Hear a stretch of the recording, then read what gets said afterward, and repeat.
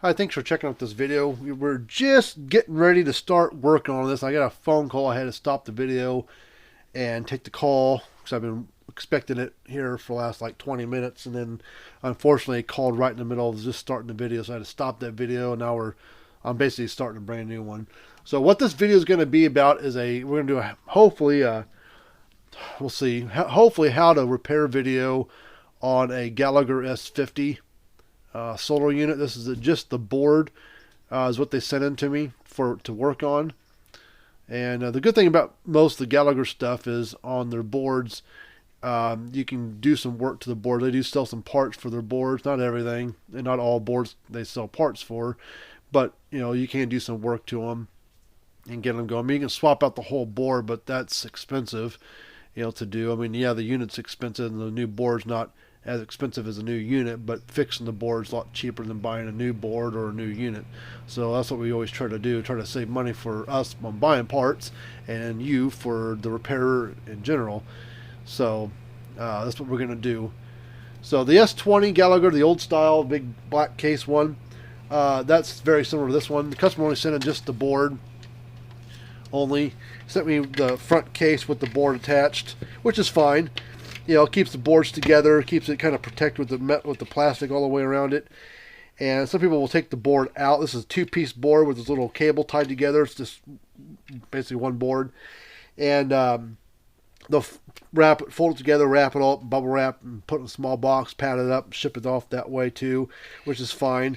The note on it doesn't say, it's got the person's information, and call them with a quote and how do you want to do payment and all that stuff, but there's no and their address, but no information of what's wrong with it, what it's doing, not doing, which is fine. I've worked on a bunch of these things. I just there's about 4 things we do to them, and you just test them all the same way. So once you do 100 of them, or 10 of them, you've done 100 of them, that sort of thing. And we've worked on lots of these things over the years.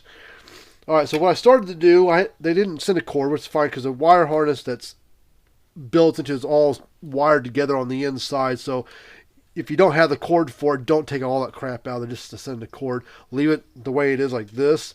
I've got a cord here I can plug onto it to apply power, so don't worry about that. Now I am going to pull this board out here, the switchboard, and we're going to there's a sensor on here. Already see an issue. There's ants right there on this board right here. And I saw some ants down inside here. Like, not a big deal. There's ants right across this thing right here. So I don't know what we're going to do there.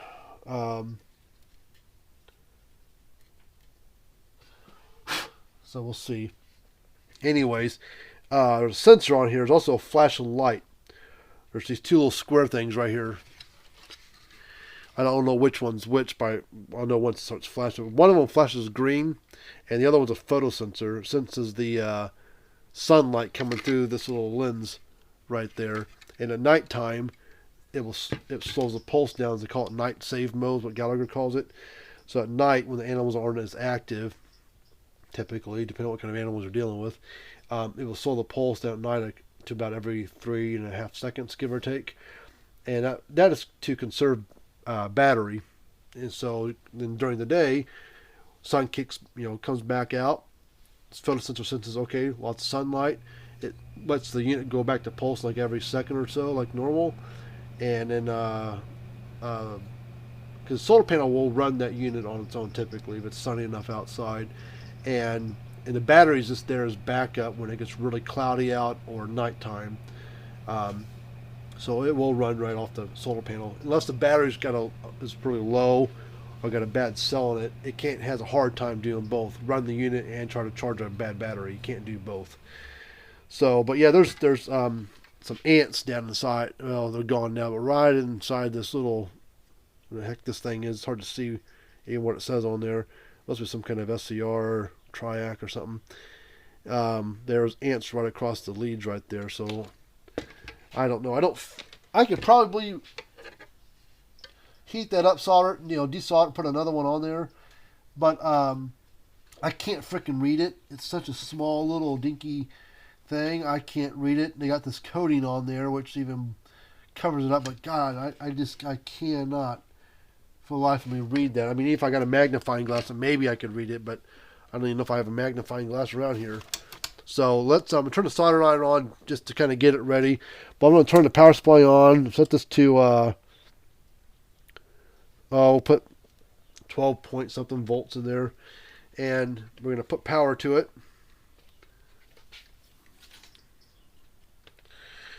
Now the switch, when you're looking at it this way, you see it's got these little, these little knobby teeth on it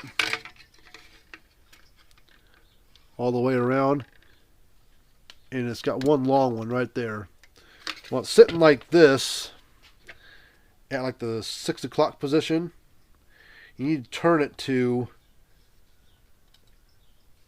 basically to the I don't know, 8 o'clock position, 7 o'clock position.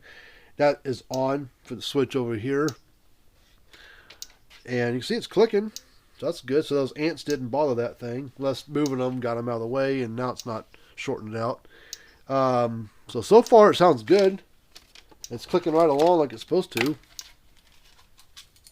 Let's put a tester across the output. There's these two tabs right here. One's labeled fence, one's labeled earth. So we're just going to go across here. Should probably be, I don't know, 6,000 volts or higher. We're getting 1.2 kV.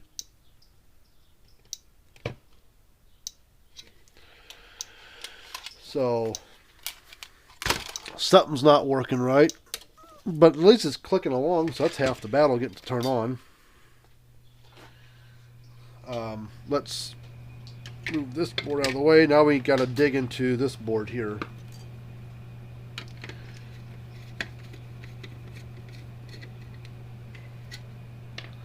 Now this is a newer board. This is a 2017 board, it says.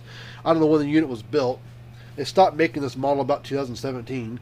They came out with the S40 and the S100 in 2018, so that's what's out there nowadays. This is a lot different looking board than the older S50s were, so your board may not look like this. This is the most up-to-date version. They've made probably 3 versions of these boards over the years, tweaked, changed some electronic stuff here and there, but this is the newest version board, latest version board.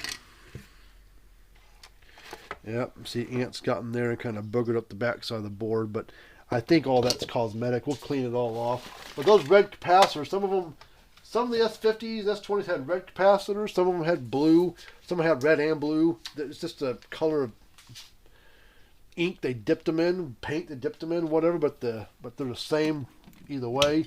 But those capacitors will probably be holding a charge. So we're going to clean that off here in a minute, but I'm going to discharge those capacitors. These two are wired together in parallel. So you touch one, you touch them both. So you go. It may discharge and pop, may not. But let's see what happens. Yep. Those two are discharged now. Now we'll go ahead and do this one just to make sure. Okay.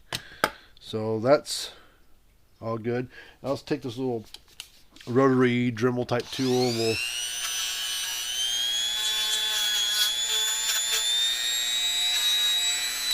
clean all that off. We'll go back over here. We'll clean this off a little bit.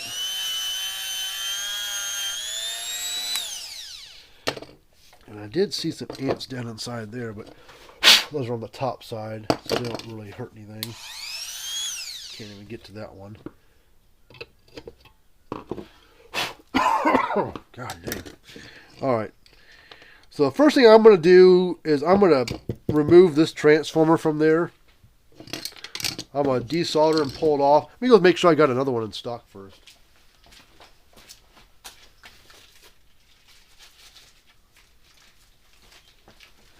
Alright, I do have one left in stock. So we'll put that in there. I don't know if that's going to fix it. That's my first hope at the minute is that. Okay, solder iron's ready. Let's get the solder. I need the desolder braid.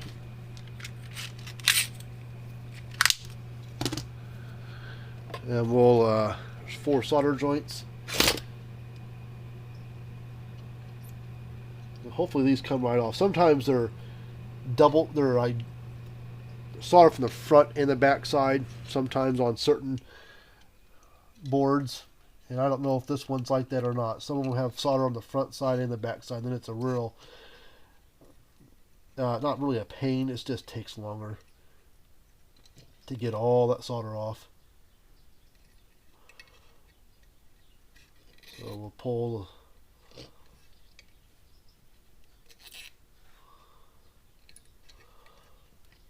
And I can't remember when they made this version board. I think it's about 2013 or 14. I can't remember when they came out with maybe 2012. Who knows?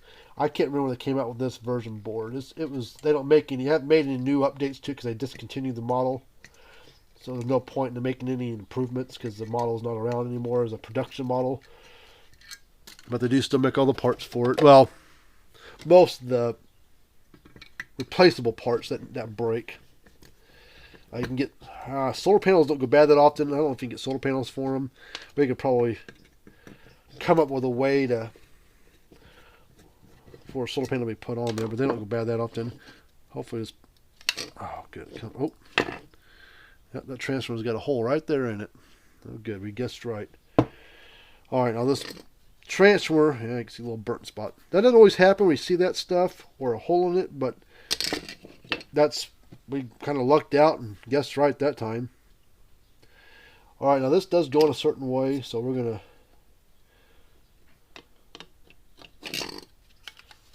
All right, I think that's correct. We'll take the 2 screws. We'll put the screws back in it.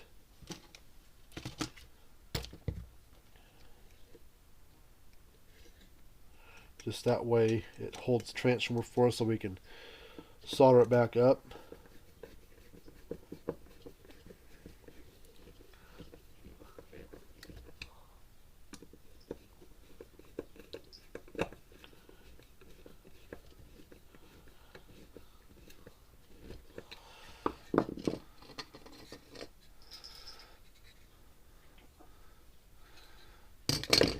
Not all the way down yet. Okay. All the leads are poking through the board like they're supposed to. Alright, let's solder it up.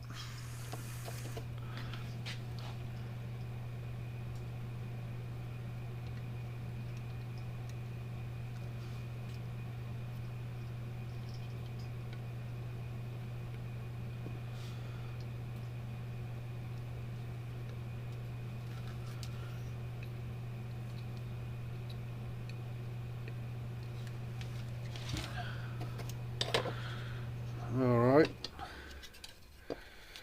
Let's flip this board over. That way it doesn't slow the pulse down, thinking it's nighttime. Put our lead back on there. Let's put the power supply back on.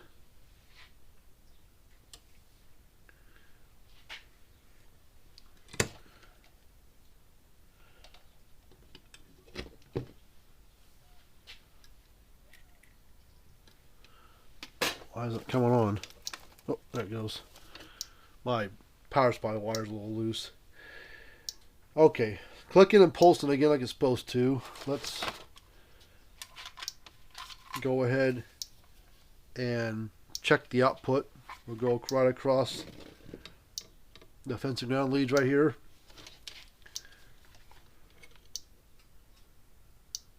.5. So a little over 9,000 volts, almost 10,000 volts coming out of this thing. So it was putting like 1.2 or 1.5, whatever it was doing. So now it's putting out full power again. So yeah, transformer is what fixed this one. Doesn't always the issue, but we lucked out this time.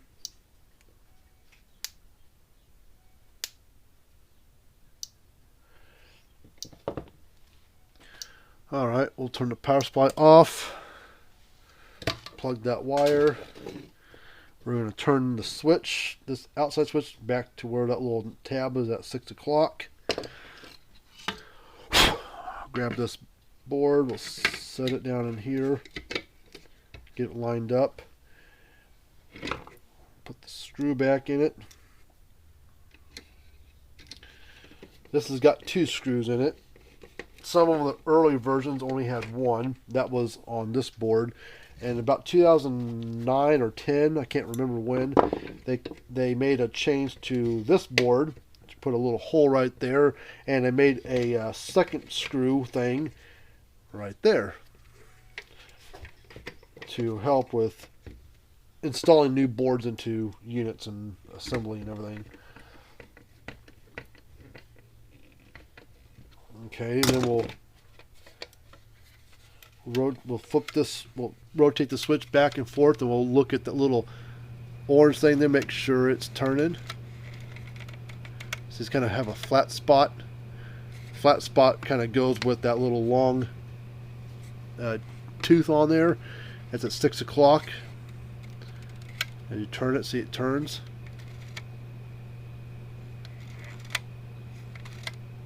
Okay, so that means everything's lined up and doing what it's supposed to do. Well, this one's done. So we'll write it up for the customer. We'll give them a call, sure they'll fix it, and then we'll pack it up, probably ship it today or tomorrow. All right, well, this one's done. Move on to the next one. So until next time, we'll see you guys later on. If you got a fence charger that needs to be worked on, then you go to our website, fencerfixer.com. There's your information. We also work cattle scales and low bars for Gallagher and True Test and some other brands. And you're welcome to email me or call or text me anytime. Till next time, we'll see you later on. Bye-bye.